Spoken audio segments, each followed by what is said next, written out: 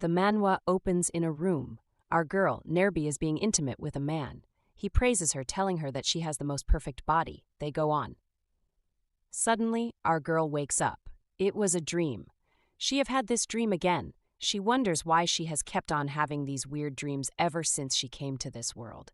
She gets up from the bed and looks outside the window. It's bright already. That's right, she's a time traveler. 3 days ago, as modern person, she came to this different world. She became the chief saintess of the Holy Order, Nebi. The Holy Order is a human organization in the Land of Light. The tears of the saintess can be made weapons against the demon race, but they said she is special. Her blood can be made into weapons. And on the other side, living in the land of the night, are demons. They are hostile to humans and often engage in battles. She wonders why she keeps having those dreams. Every time, it's always with the same man, and every detail in the dream is so vivid, that feeling, she can't forget it at all. Someone knocks at the door and informs her that her guardian knight has arrived. She opens the door and sees a young man wearing a mask. She asks him if he is her new guardian knight. He says yes, telling her that his name is Tilo. She tells him to come. As he enters inside, she wonders what a guardian knight does. Maybe is like a bodyguard. She wonders why he is wearing that mask on his face. Suddenly, he removes his upper clothes and tells her to check him out. She doesn't understand what he means. He tells her to raise her hand and she obeys. He takes her hand slowly to his body. She's alert. She asks him what he is doing. He tells her that she should check his body carefully to see if it fits her satisfaction. He begins to use her hand to check his body, starting from the chest, the abdomen. Our girl is too surprised to say anything. She wonders if the guardian knights and the saintess are supposed to have this kind of relationship. Is this really a proper holy order? As he's about to move further down from his abdomen, she immediately removes her hand, saying that there's no need. She tells him that she is satisfied with his body. She tells him to go and change his clothes first. He agrees and leaves the room. She heaves a sigh of relief as he left. She hasn't figured out the dream yet, and now here's a weird night. She is going crazy. What kind of world is this? After a little while, he comes back, fully dressed and ready for action. He looks at her and tells her to follow him. No time for questions, but just as she gets up, boom! An explosion shakes the ground outside. The impact knocks her down, her heart pounding. Before she can even process what's happening, he's already by her side, scooping her up into his arms. His voice is urgent. The demons are attacking. They're not just fighting, they're out to kill everyone. Her eyes widen. Wait, what? Everyone? She always thought these battles were just that, fights, skirmishes, nothing this terrifying. She had no idea things could get this bad. Meanwhile, outside, a young man stands tall on the rooftop of a nearby building, a single flower in his hand. He smiles, calm and confident, like he's been waiting for this moment. His voice rings out into the chaos. He's here to pick her up. As he gazes down, he spots the knight stepping out, carrying her. His smile grows. He's happy. The magnificent house was blown to ruins. Bloodstains and wails spread everywhere. This is the battle between humans and demons. This is what the world truly looks like. She and Tilo are outside trying to find a way of escape. She begs him to put her down, that they'll run faster that way. He replies that he can't, that he's her holy knight. He would protect her with his life. The young man on the air sees them. He comments that she has gotten someone already. He wonders if it's because she was too lonely without him. He flies and stands in front of them, introducing himself as Tatos, the demon leader. Ar looks at him. She recognizes him.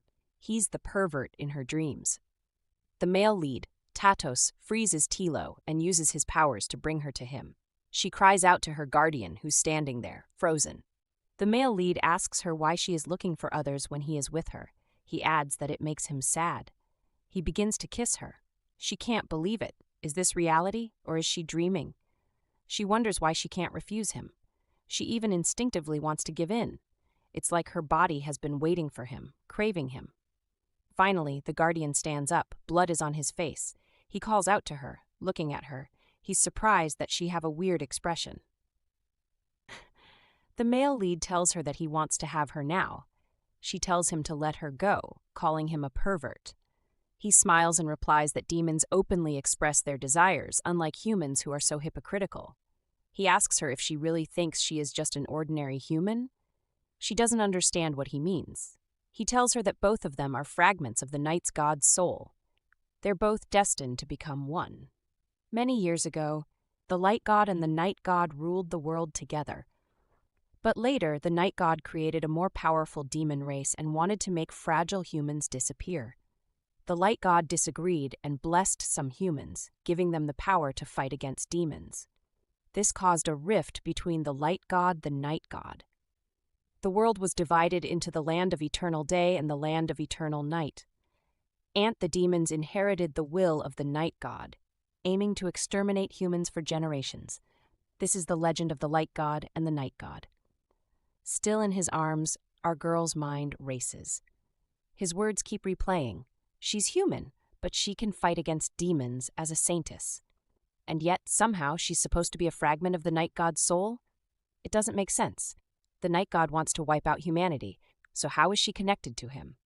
He watches her closely, then asks if she doesn't believe it. Hasn't she felt it yet? That pull, that undeniable connection? He leans in, his voice low and certain. She can't refuse him. Her body craves him. No, she won't accept this. She refuses to let things end this way. It doesn't matter if what he's saying is true or not. There's no way she's falling into his hands. Without hesitation, she summons her power and launches an attack straight at him. He wasn't expecting it. His eyes widen in shock as energy blasts toward him. At the last second, he raises his shield, barely blocking it in time. The force of her attack shakes him. This power, her power, it's way stronger than he thought. But while he's still processing what just happened, something shifts behind him. The Guardian, who had been trapped, immobilized, suddenly realizes he can move again. The male lead's power isn't holding him anymore. Staggering, the Guardian pushes forward. He doesn't waste a second. He reaches our girl, grabs her, and carries her away. The male lead watches them go, frozen in place. Pain shoots through him. He's injured. But more than that, he can't believe it. 3 hours later, deep in the land of the night, the male lead finally returns home. His body is still aching from the battle, but right now, all that matters is explaining what just happened. His family listens intently as he tells them everything. His little sister, Lumia, is the first to react.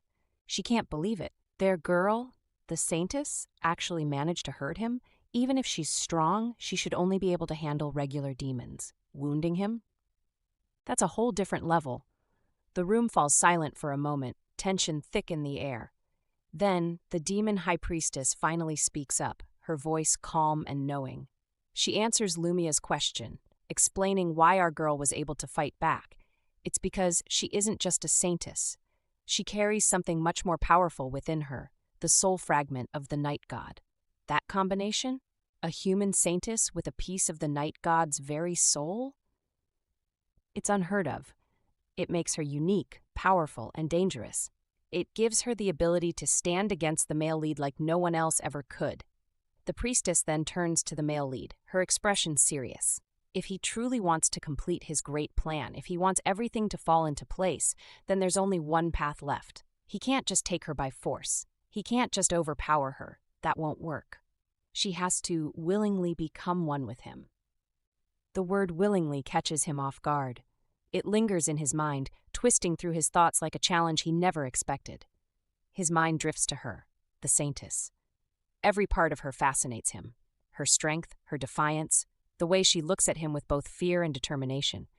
He wants to see that look change. He wants to break down her resistance, not by force, but by making her want him. He wants to see her willingly fall from grace, to surrender, to drown in the pleasure only he can give. It's not enough for her body to give in. Her heart has to follow. He wants her to need him, to crave him in a way that makes turning back impossible. Across the room, his little sister, Lumia, watches him closely. She knows him better than anyone else. She can see the way his expression shifts, the way his thoughts have already started spiraling toward her. But as she listens, something inside her stirs, an unease she can't ignore. Why wasn't she the one with the other half of the night god's fragment? She is his sister, his closest blood relative. Shouldn't it have been hers? It doesn't feel fair, not at all. Our girl moves through the human land, her steps unsteady, her heart pounding. Everything around her is in ruins. Smoke fills the air, the scent of blood thick and suffocating. Screams echo in the distance, fading one by one. It's pure chaos. She stumbles, her legs weak, and suddenly, she falls right into someone's arms. Strong, familiar. She looks up, and her breath catches. It's him, the male lead. He gazes down at her, calm as ever, as if the destruction around them means nothing. A smirk tugs at his lips as he studies her trembling form. Then, he speaks, his voice smooth and almost teasing. Why is she so scared? She grips his arms, her eyes wide. How can he even ask that? Everyone is dying, there's blood everywhere. He tilts his head slightly, as if considering her words, then leans in closer. His tone softens, almost comforting. Don't be afraid, he says. He's here with her. She doesn't need to worry about anything. His hand brushes against her cheek, his touch warm despite the coldness of the world around them. Then his voice drops lower, almost like a promise. He tells her he will come for her soon, and when that time comes, they'll be together. Forever. Suddenly, she opens her eyes. It's a dream. She wonders if the male lead did something to her. She turns around on the bed and sees her guardian sleeping beside her. If this continues, she is really going to go crazy. They are in the Holy Order's second base. She asks the guardian what he is doing on her bed. He replies that the paladin must protect the saintess, so they always eat and sleep together 24 hours, 7 weeks. She is surprised. She asks him if he would be with her even when she takes her bathe. He replies that he would carefully help her clean her body, then use the softest towel to dry every part of her. She immediately uses her hands to cover his mouth before he finishes that statement. She asks him if it is really necessary to go this far. She wonders if he isn't embarrassed. He replies that he isn't embarrassed, that he is an artificial being created to protect her. It's only natural for him to do everything for her. She asks her what an artificial being is. Removing his upper clothes, he tells her that it is a form of life created by the Lord Deacons using ancient holy seals. He adds that he is only one among the paladins currently. She looks at his bare body. The wounds on his body are gone. She comments that she clearly remembers that he was injured by the male lead, trying to touch the place. He tells her that artificial beings can heal themselves by consuming their own life force. She is surprised. He says yes, that he isn't considered human. Holding her hand, he tells her that she doesn't need to worry about anything, that she can order him to do anything and she can do anything to him. She wonders what he means by her telling him to do anything. She discovers something. This gesture is too close. She tries to shift farther away from him. At that moment, a knock comes to the door. Someone informs her that the High Deacon wants to see her. She doesn't know who the High Deacon is. Tilo tells her that the High Deacon is the highest authority in the Holy Order. Although he doesn't have the power of a saintess, he possesses supreme wisdom. There is nothing in the Holy Order that he doesn't know. That last sentence hit her. She wonders if he could have figured out that she is time traveler. She asks him if she really need to meet the High Deacon. He says yes, that no one can refuse the High Deacon's request. She is deep in thoughts. Does she really have to meet him? Well, avoiding it won't help. She decides to take it one step at a time. Her guardian tells her that she doesn't have to be nervous, that he would stay by her. She thanks him. Ever since she came here, he have always been protecting her. Standing up, he tells her that he would help her change her clothes. She quickly refuses, saying that she can do it herself.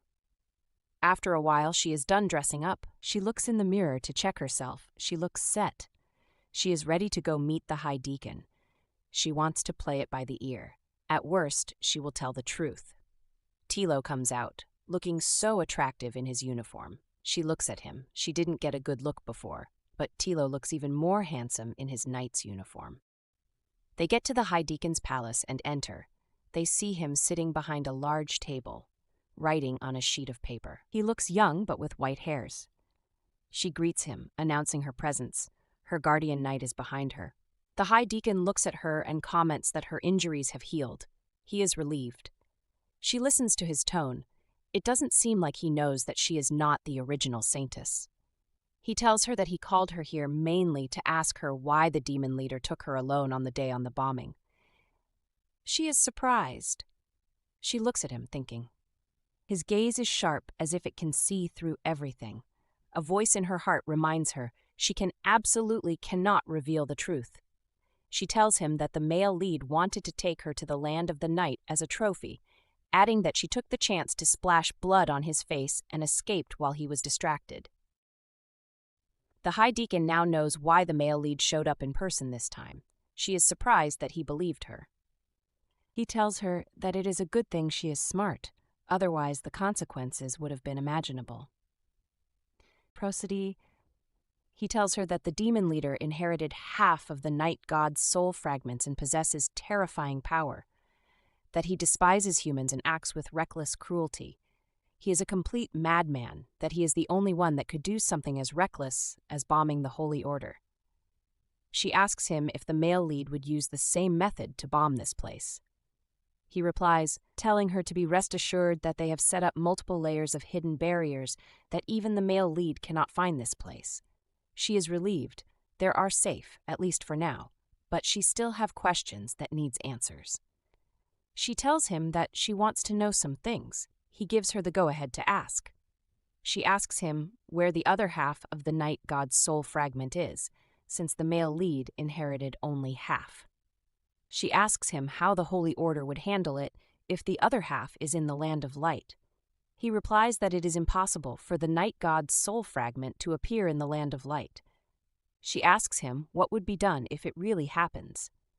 He tells her that the night god represents the demons, and if this really happens, for human safety, they would definitely execute the human who inherits the sight god's fragment.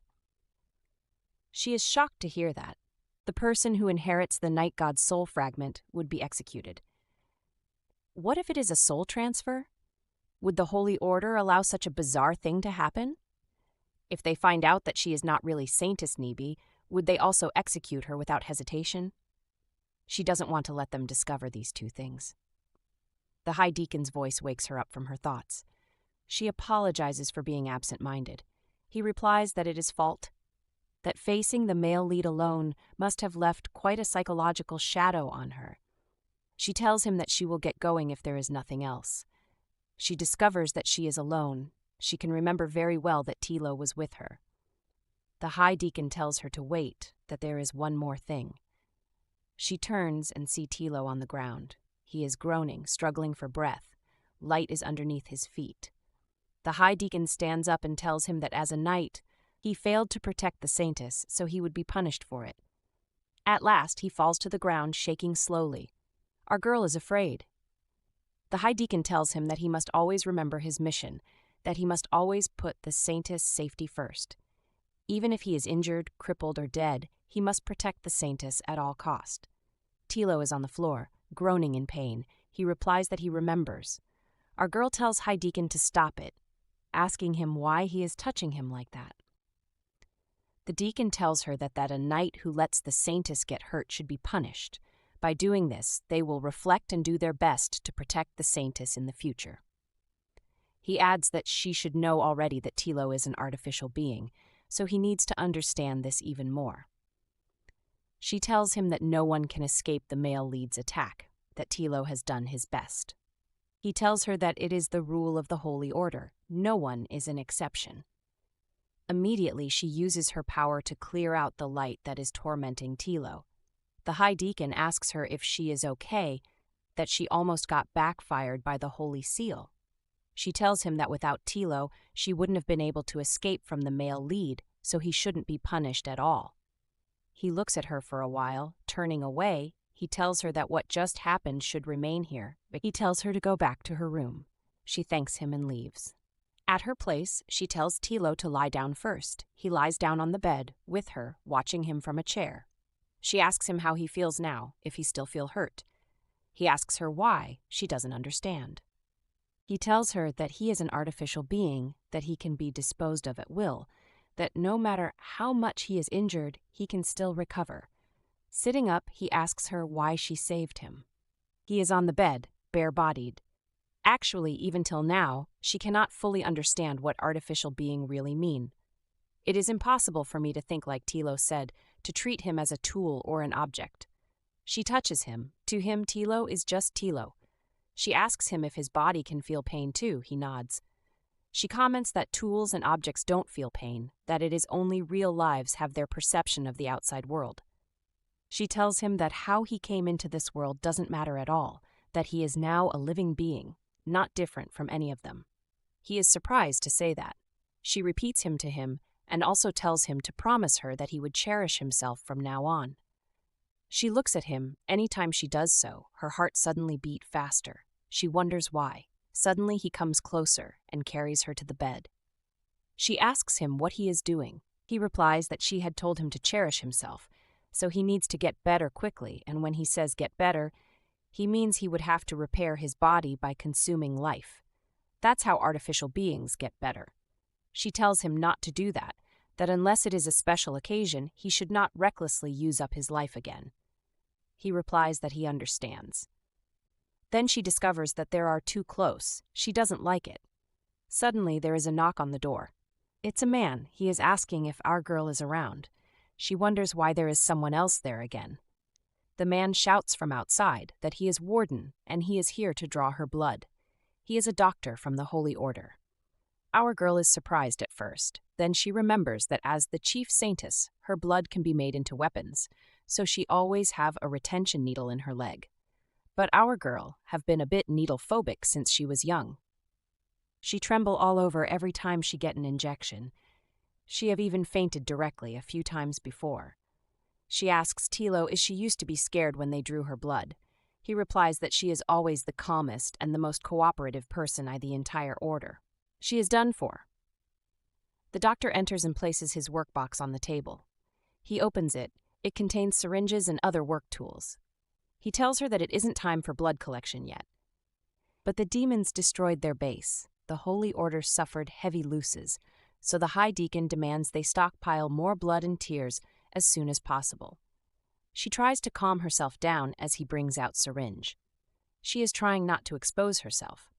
She remembers what Tilo said about her reaction whenever blood is being drawn from her. According to him, she is always calm and cooperative, doesn't say a word and just sit there lost in thought, with no reaction at all. She wonders if the real Nebi was made of stone. Why would she stay like that without a reaction? This is hard for her.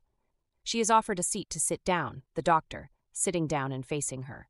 She tries hard to calm herself down. It's just blood they want to draw, right? She can do this. He begins to clean the part that he would insert the needle. She is a bit stiff. Tilo can sense it.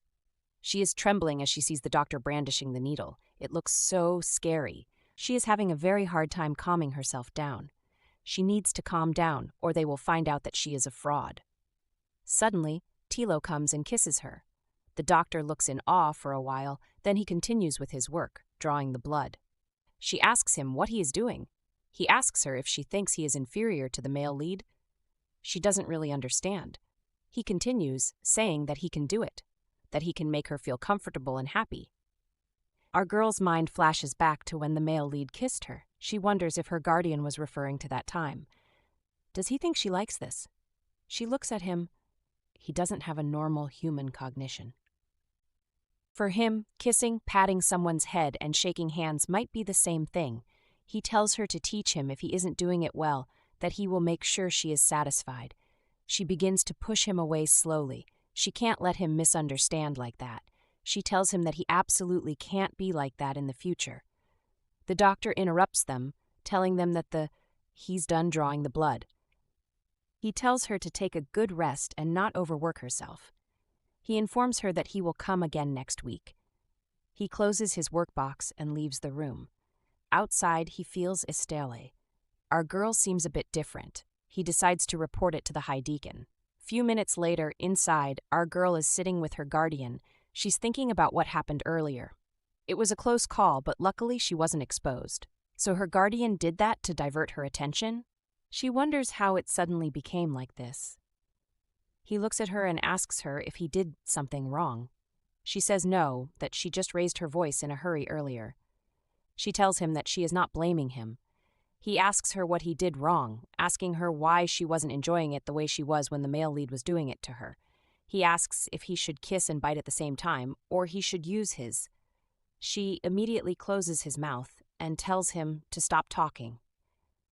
She tells him that what happened before was complicated, but it's definitely not what he thinks.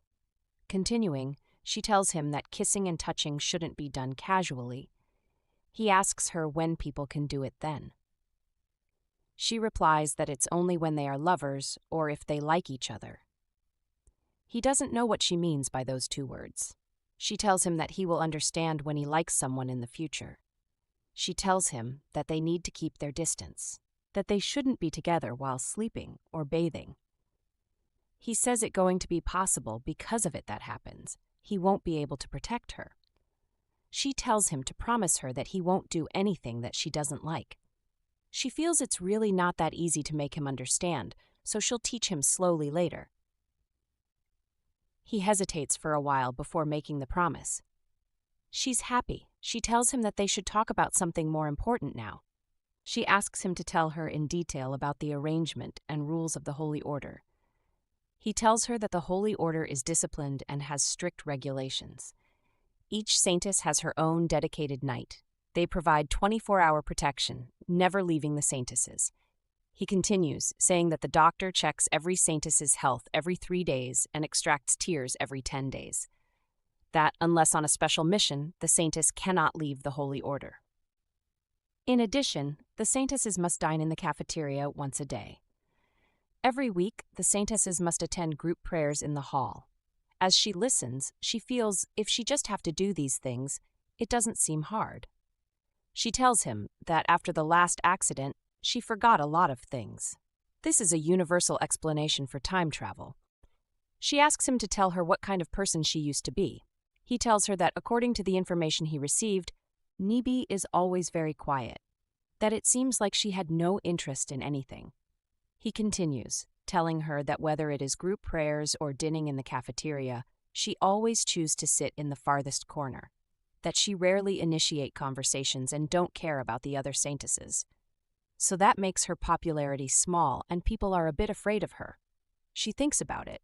She feels it's a good thing. Less contact means less risk of exposure. But is it just her imagination? She thought the previous Nebi was suppressed. Tilo, breaking her thoughts, tells her that it is time to go to the cafeteria. She is surprised. She asks if they are going today. He explains to her that because she was injured, the high deacon allowed her to eat in her room for 3 days. But now, the 3 days period is over, so she has to go to the cafeteria today. She replies that she understands. She feels that it is just going to the cafeteria, so it shouldn't be too troublesome. At the cafeteria, she enters and sees a lot of people. It feels so weird, and she doesn't like it. She wonders why everyone is staring at her. She settles in a sit and Tilo goes to get her meal. She didn't expect that maintaining a cool persona would be very exhausting. She can hear the lively chatters of others. She just seats on her own deep in thoughts. Someone calls her. She turns surprised. The voice sounds familiar. It's the male lead. She can't believe it. The high deacon said the Holy Order has a barrier. How did the male lead get it? She is forced to stand up from her seat as he carries her with his powers. Holding her close to him, he tells her that when he is not around, she seems to be having a good time with other men. They are standing close to the balcony, covered with a shield. She asks him why he is there. He replies that it's because they are one, so no matter where she is, he can find her and touch her. He tells her that she have the scent of another man on her. He promises to make it disappear. She wonders why the male lead is right here and no one can seize him. He begins to kiss her. She pushes him away, trying to wriggle free. She tells him to leave her alone. He isn't listening as he continues doing his thing. A few feet away from them, another saintess and her knight walks in. The saintess is complaining that she has been feeling uneasy recently. Her guardian knights assures her that the demon king won't be able to find his way to this place. Our girl tries to tell them that he is here already, but they can't hear. The male lead comments that her heartbeat is faster. He asks her if she likes this kind of excitement. She wonders how what is happening here is possible, saying no. He turns her around to face him and touches her heart. He replies that her heart is saying otherwise. He tells her that it is only her that can feel or see her now. She doesn't understand. He explains to her that it is because he is just a phantom connected to her through her soul, so her blood can't hurt him now. He kisses her and tells her not to run away from her feelings, that they are the same. She touches him, wondering if this is reality or dream. She wonders why she feels like she doesn't want to resist him. Her mind tells her to stop, but her body is screaming for more. She can only feel satisfied by touching him. So she is really a fragment of the night god's soul. Suddenly, the shield begins to fade away. He tells her that his time is up. Letting her go, he begs her to wait for him a little longer, that he will be with her soon. He slowly vanishes into thin air. She regains herself back. She is on the chair. Although there was no blood, she could still feel the pain of being bitten. Everything is real. The male lead was really here. Suddenly, someone falls somewhere in the room. Everyone is surprised. Our girl is worried. What was that sound? A guardian knight is on the floor, with Tilo standing above him. His name is Eric. He is Saintess Natasha's knight. He asks our girl's guardian why he hit him. He replies that he should take back what he just said. Eric stands up and asks him if he said something wrong, adding that our girl wasn't even hurt, so why was she hiding in her room? He asks if she is scared of the Demon King, adding that she might have probably knelt and begged the Demon King for her life back then, that it is a disgrace to their holy order. Tilo raises his hand to hit him, but our girl reaches him immediately and tells him to stop. She tells him not to be impulsive. He replies that he won't allow anyone to speak ill of her. She tells him that it is okay, that if she gets upset every time someone talks, she will exhaust herself. Eric tells her that her guardian is unstable and tends to hit others. He asks her if she is sure that she can serve as her guardian knight. He suggests that it is better to let her allow the High Deacon take him back as soon as possible. That no matter how well made it is still different from human form. Our girl is pissed off by this. She tells her guardian to hit him. He does that immediately, before Eric could defend himself. She tells Eric that Tilo, her knight, is not different from anyone else, saying that she hopes all of them can understand this. She tells him to apologize to her guardian. Her guardian is surprised. Someone interrupts them. It is Saintess Natasha. She comments that our girl is quite impressive to bully her knight so openly in front of everyone. Our girl looks at her. She doesn't know who she is. She doesn't know them, so she decides not to answer. Saintess Natasha continues, asking her if she is looking down on her. She wonders why she is keeping that kind of reaction. Our girl replies, telling her that she misunderstood what happened. She tells her that her knight insulted Tilo, so she did nothing wrong. Another knight comments that what she said is true. She tells Natasha to let her knight apologize. And also he reminds her that our girl is the chief saintess, so she has the right to discipline all knights. Natasha isn't taking this. She asks if everything our girl does is right, just because she is the chief saintess. She turns to our girl and tells her that she have always have that annoying cold face, that she have never respected anyone else or the holy order. She continues asking her what made her to be qualified to be chief saintess, just because her blood is lightly stronger. Our girl replies that she didn't think it that way. She feels Natasha is using this scenario to cover up. She seems to dislike the original Nebi right from time. Natasha asks her if she would then accept her challenge, since she doesn't see it that way. She tells her that if she wins during the combat training, that would happen in a week's time. She would give up her position as the chief saintess. Our girl is surprised to hear about combat training. She doesn't know what it is. Other saintesses are talking about the combat. Previously, the combat training was held once every 3 months to teach them various fighting techniques. They heard the High Deacon moved it up because of the bombing. One comments that it makes sense that way. Everyone can have enough self-defense techniques. One of them observes that Nebi and Natasha are both very strong fighters. They have never fought before, so it is hard to tell who would win. Our girl looks lost. She doesn't know anything. She wonders how she would compete with Natasha. Wouldn't that expose her as fake? A little bit away from her, she hears 2 saintesses discussing. One of them is skeptical about the someone getting hurt in the combat. The other replies that the saintess' safety is top priority. so the high deacon wouldn't even agree to that arrangement. Our girl is happy to hear that. That is enough excuse for her to use. Suddenly, the door opens, and the high deacon walks in. He asks them what happened and why they are all gathered together. Our girl and Natasha are both taken to the high deacon's office. Everything is being explained to him there. As he thinks about it, Natasha tells him that the chief saintess needs to take on more responsibilities, that she believes she has the ability and qualifications. She begs him to give her a chance. Our girl is having the confidence that the high deacon won't accept it because of what she heard earlier, that the high deacon wouldn't want any of them to get hurt, and there is a possibility of getting hurt in the combat.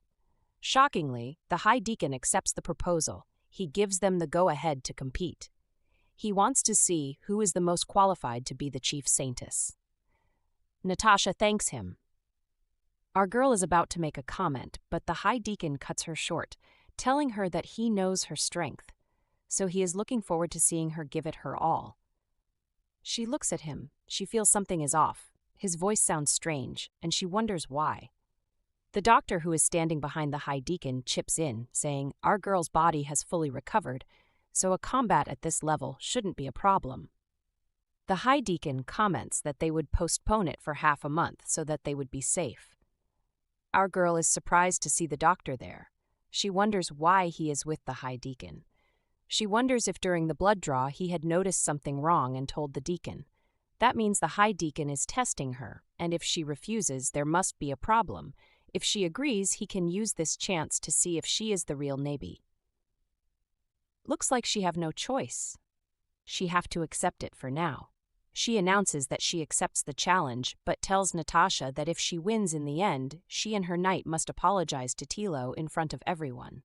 She quickly agrees. Back to her room, she falls on her bed at the first sight of it. She is glad to be back. She is thinking about the combat. She doesn't know anything. How can she compete with Natasha? She is afraid that she would be exposed from the start. Tilo apologizes to her, saying that she entered into the mess because of his impulsiveness. She tells him that it is not his fault, that these things were bound to happen, sooner or later. That what is more important now is figuring out how to handle the combat in half a month's time. She continues, saying that it would be nice if only there was some magic that could lend her a bit of his combat power. He replies that there is something like that, actually. She is surprised to hear that. Tilo takes her to the Holy Order library. As she enters there, she is amazed by how big it. She comments that she never knew that the Holy Order has such a big library. He tells her it has, and it's filled with ancient books. It records numerous magic and spells, that some were left by the gods, and others were researched by the predecessors in the Holy Order. He continues, telling her that when he was created, some basic information automatically appeared in his mind. He adds that the method to share power is in one of these books, but he doesn't know which book it is located. She tells him not to worry, that they'd find it together. They started from the beginning to check the shelf one after the other. It's over 4 hours now, and they get to the last shelf. She hopes they find it in the last one. She sees a book at the top of the shelf, so she climbs a stool to reach it. As she pulls the book out, the shelf begins to shake. She didn't notice it. She takes it and shows to him, asking if it's the book. She is backing the shelf, so she didn't see it falling down at her. Immediately, her guardian rushes and covers her, blocking the hit from the shelf. They both fall to the ground with the male wood covering them. He asks her if she is okay. She says yes. He decides to hold up the shelf so that she would step outside carefully. As he raises it up, they both hear a female voice. It's Natasha. She is with her knight. She tells him that she remembers the book is at the second row. They're both coming towards our girl's direction. Our girl tells her knight not to make a sound. They can't let Natasha know that she is looking for a spell book in the library. Meanwhile, Natasha keeps on strolling towards where our girl is. She feels there's something there. She gets to where our girl is, but she can't see them because the shelf is covering them.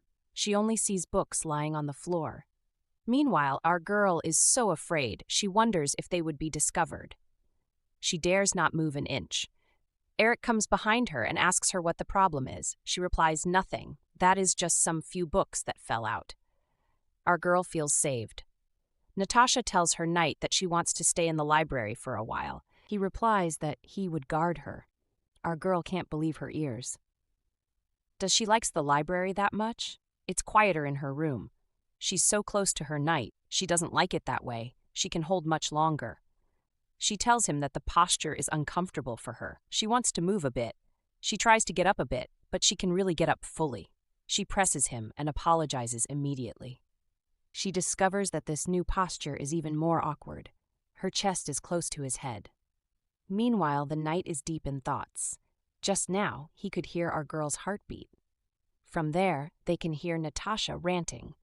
She is telling Eric that she would definitely defeat our girl, that she joined the Holy Order first and even worked harder than anyone. She wonders why our girl became the chief saintess immediately she appears. She is sitting on a seat, reading a book. Eric is standing behind her. She continues, asking him if he saw our girl's face in the cafeteria, that she doesn't even acknowledge her. That when she agreed to the combat, she was definitely mocking and insulting her in her heart. Her knight replies that he saw it. In our girl's mind, she knows she didn't mock Natasha. She feels they're just overthinking it. Natasha tells him that she will give her best in the competition, that she will make our girl admit defeat in front of her, that she will make our girl a joke of the entire Holy Order and make her apologize for her arrogance. Eric suddenly apologizes to her. She asks him why. He tells her that she is better than anyone in the Holy Order, but he can't even beat Tilo, the artificial human. He continues, saying that as her knight, he has embarrassed her. She tells him that the combat power of an artificial human is not something ordinary people can match. She tells him that it isn't his fault, that in her eyes, he have always been the most bravest and outstanding knight. She begins to kiss him. After a while, they begin to get intimate. Our girl wonders what Natasha and her knight is doing. Isn't it forbidden for saintesses and knights in the Holy Order to be together? They continue being intimate, with her telling him that he likes her. They are loud enough for our girl to hear from her hiding position. It's so awkward, she tries to think of something else to distract herself. The sound is too much. She gives up. In this situation, she can distract herself at all. Luckily, she feels Tilo doesn't understand anything. Meanwhile, Tilo is deep in thoughts. He wonders if what Natasha is talking about is the type of like the TITTLE our girl said the previous day. So knights can like saintesses. Natasha and her knight continues. His body is so strange, he wonders if our girl feels the same way too. A strange voice is shouting in his heart. He wants to touch our girl more. Our girl feels a movement. She looks down to him and he tells her that his body is having a strange reaction, and he doesn't know why. She assures him that it's normal to feel that way. She tells him to hang in there a little, that very soon he'd be back to normal. 1 hour later, they come out from their hiding place. She feels it so terrifying that Natasha and her knight were doing it for so long. And staying in that kind of posture with Tilo, he hasn't fully recovered yet. She decides to keep her distance from him in the future to avoid such awkward situations. He peeps down and carries something, calling her. He gives her a blue book, telling her that if is the spell book that they are looking for. She is happy as she opens it quickly, in order to find a way to share power. She stops as her eyes catches something. To share one's power besides the necessary spell, one must also maintain constant, intimate contact. She can't believe her eyes. 3 days later, in the archery training ground. Our girl is there with her knight, she training on the use of an arrow. As she puts the arrow in the bow, she discovers that she is getting a hang of it. She draws the bow so smoothly and naturally. She feels the body still retains the original Nebi's skills. As she releases it, she misses the target. She isn't happy. Maybe she was just imagining things. She really doesn't have the skills. Her knight calls out to her, telling her that she is doing it wrong. B comes closer to her, offering to teach her.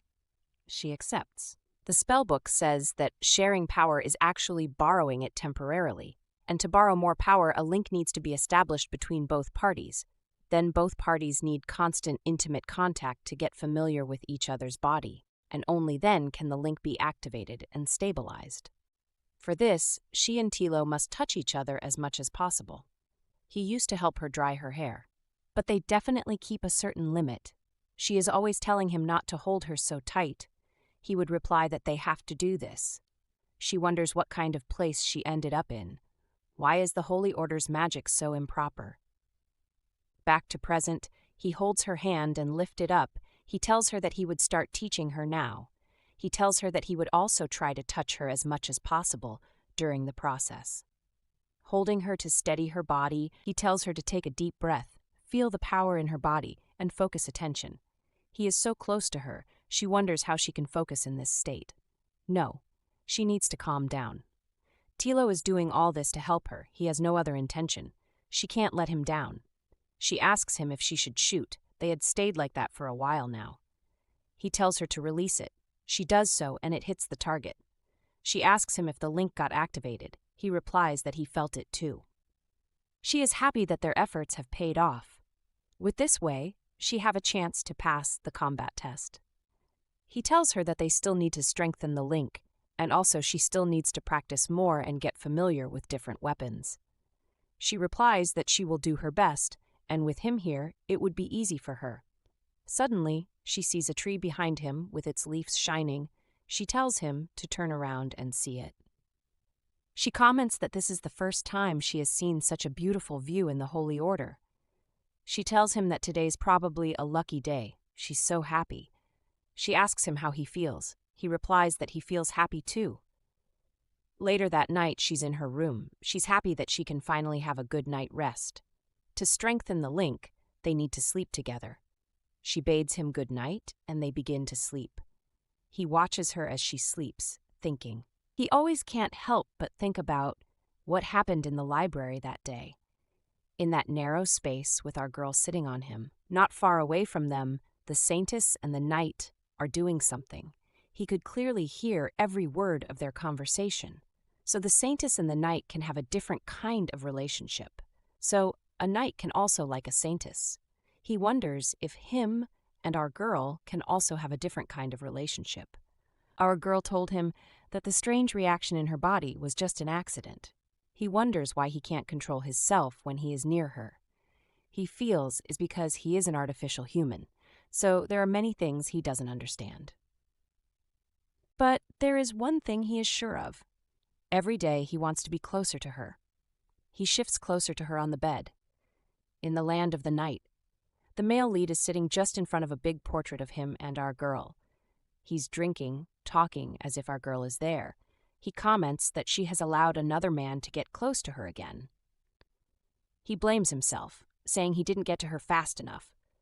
He apologizes to her and says that he misses her so much. Suddenly, someone comes to him calling and touching him. It's our girl.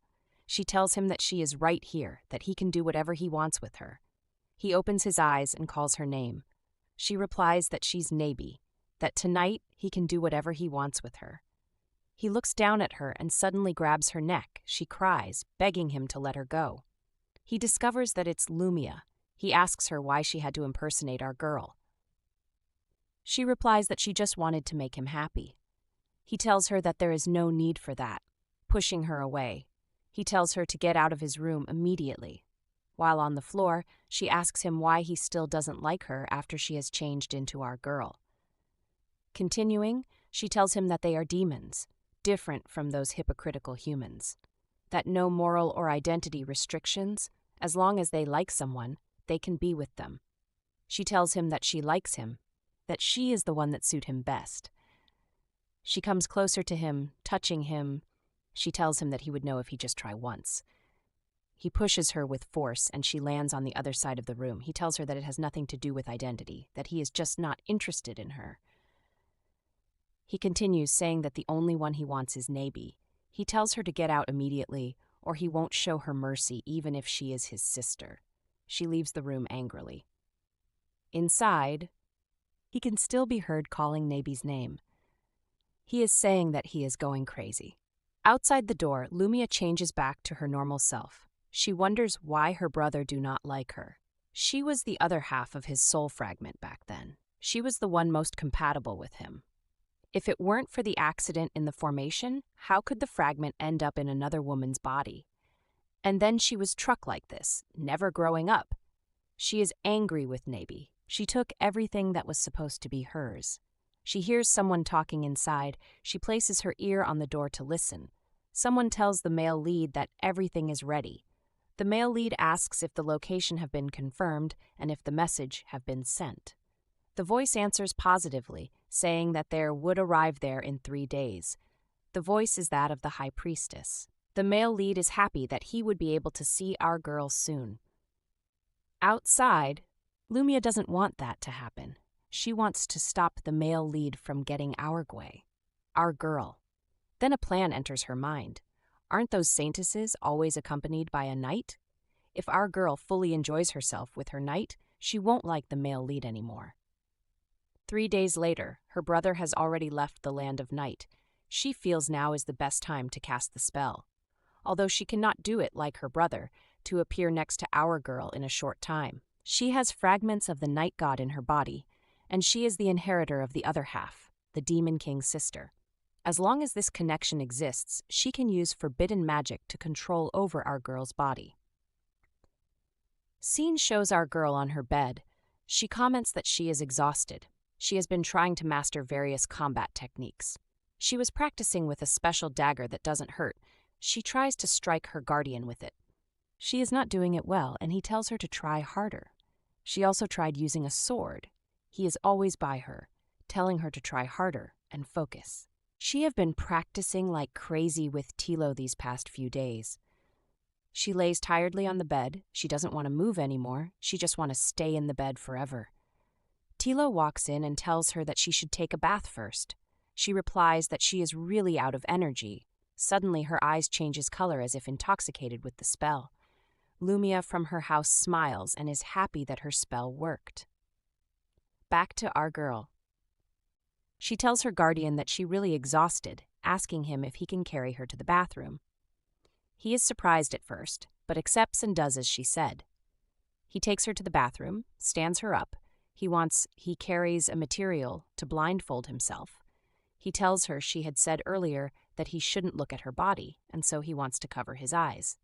He looks at her and comments that is a prude. She holds his hand, telling him to start washing her now, adding that she doesn't want to go to bed dirty, so he should make sure he washes her clean, every part of her. As he wants to start with some part, she tells her that she doesn't think it is enough. He is surprised. He tries to tell her something, calling her Miss Nebi. She cuts him short, telling him to call her Nebi. Holding his face, she tells him that she wants him to kiss her. He hesitates at first. She tells him again, telling him that it is an order. He does as she commands, and soon she removes his blindfold. Immediately he closes his eyes, apologizing to her and telling her that he didn't see anything. She reminds him that he should always call her Nebi. She tells him that he should continue. They begin to get intimate. Tilo is carried away in emotions. She can't believe that our girl is calling his name. He is so happy. Meanwhile, Lumia comments that the guardian is completely immersed. She feels even the Knights of the Holy Order cannot resist desire. She is happy, just like this. She wants our girl to let herself be completely indulged by the guardian's body and then stay away from the male lead. Suddenly, our girl recovers herself for a moment. She wonders who is controlling her body. Lumia, on the other end, is surprised that our girl broke out of the spell for a moment. Her consciousness should be completely suppressed by her. Our girl immediately expels Lumia from her body. Lumia is shocked. She has been expelled. Blood rolled down her mouth. She wonders how that is possible. She looks up and sees a light. Our girl immediately pushes her guardian away. He is surprised. Our girl has a lot of questions on her head. She wonders what just happened now. Is someone controlling her body? Her guardian tries to touch her, and she moves back in fear. He is shocked. He kneels down immediately and tells her to punish him. She asks him what he means by that. He replies that it's his fault that he scared her, so she should punish him. She tells him to stand up first. She tells him that her mind just suddenly became chaotic just now, and she couldn't control her body. That made her to make that unreasonable request to him.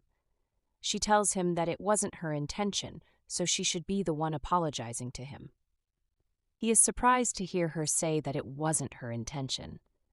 She tells him that she is saying that truth, adding that if something like this happened again in the future, he should try to stop her, that he should knock her out or tie her up if necessary. He replies that he won't hurt her, but he will stop her. He feels as if something is blocking his heart. He wonders why he feels that way. She tells him to call her Nebi, and he does that. She tells him to put his clothes on and leave immediately. She is left alone, thinking. That was really embarrassing. She wonders why her body was controlled.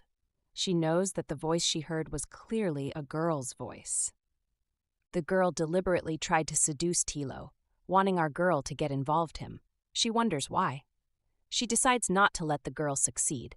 If she tries to control her again, she would expel her from her body once more. As long as it is not that demon, Tatos, she decides not to be afraid. 1 hour later, the bell rings from above. Our girl wonders why. Her guardian tells her that a new saint has been brought back. She is surprised. From her room, she can see 2 men standing there. She asks him if it is the person downstairs. She looks at him well. That is Tatos. She wonders what he is doing here. If you're eager for the next chapter, drop a comment expressing your interest in a part 2. Don't forget to subscribe and ensure to hit the notification bell to stay updated. Until next time.